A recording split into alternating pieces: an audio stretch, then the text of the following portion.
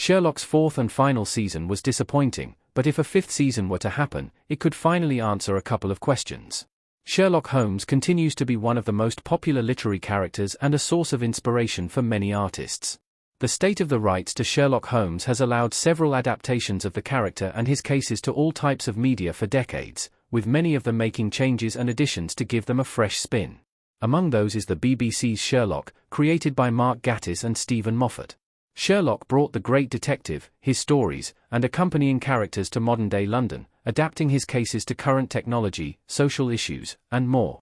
Sherlock started strong with its first 2 seasons, but after Season 2's finale, The Reichenbach Fall, the show's quality declined. Sherlock Season 4 was the show's weakest and most controversial season, and the series ending was confusing and frustrating, but the show in general left some questions that, if Season 5 were to happen, could finally be answered there. 7. What happened to Irene Adler after A Scandal in Belgravia? Irene Adler only made a 1-episode appearance. One of the most notable and intriguing characters in Arthur Conan Doyle's Sherlock Holmes stories is Irene Adler, whom Holmes referred to as the woman. Irene Adler only appeared in one story, and she's notable for outsmarting Holmes and escaping, earning the detective's respect, which is why he refers to her as the woman. In Sherlock, Irene, Lara Pulver, also appeared once, in the Season 2 episode A Scandal in Belgravia, but instead of being a former opera singer and actress, she was a dominatrix. Irene took photos of her clients during her job to protect herself, but that got her into trouble with the British government. Irene was also involved with Moriarty and, despite her intelligence, charm, and other skills, she avoided Sherlock and Mycroft's, Gatiss, people, but she couldn't get away from those coming after her once her protection was gone. However, Sherlock saved her when she was to be beheaded by extremists in Karachi, and helped her fake her death. Irene Adler didn't appear again in the rest of Sherlock, except in mental images, but she was mentioned a couple of times in other episodes. Given that powerful and dangerous people were after Irene, Sherlock would have had to come up with a very good and elaborate plan for her to escape safely, and the details of it, along with her possible whereabouts, could be revealed in a 5th season. 6. What happened to Molly and her relationship with Sherlock? Molly and Sherlock's final phone call was intense. One of the characters exclusive to Sherlock is Molly Hooper, Louise Braille, who worked in the morgue at St. Bartholomew's Hospital, and thus often worked with Sherlock.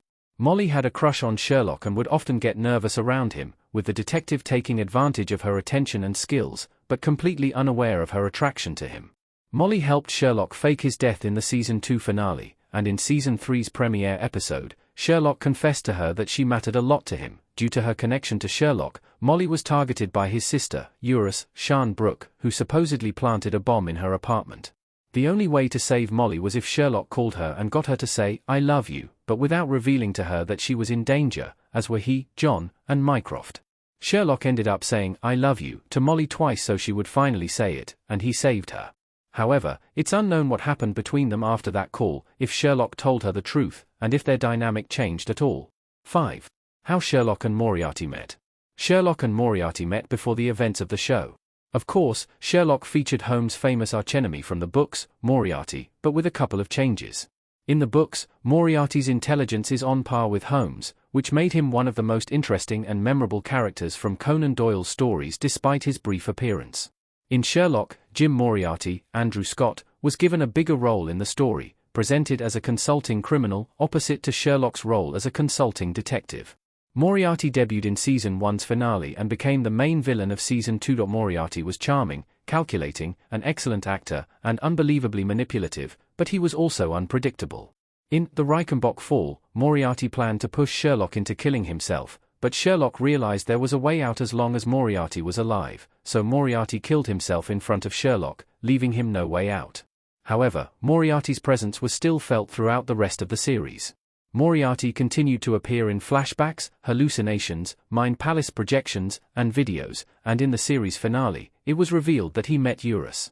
What Sherlock never mentioned or showed was how Sherlock and Moriarty met, how many times they had crossed paths before, and everything about their history together before the events of the show.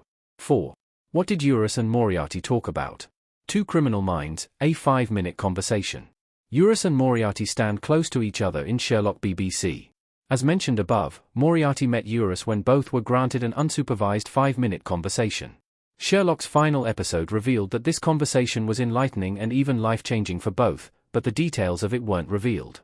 It's also unclear if this conversation had any impact on her elaborate games and traps in The Final Problem and on Moriarty's plans against Sherlock, more so as it's unclear exactly when that conversation took place.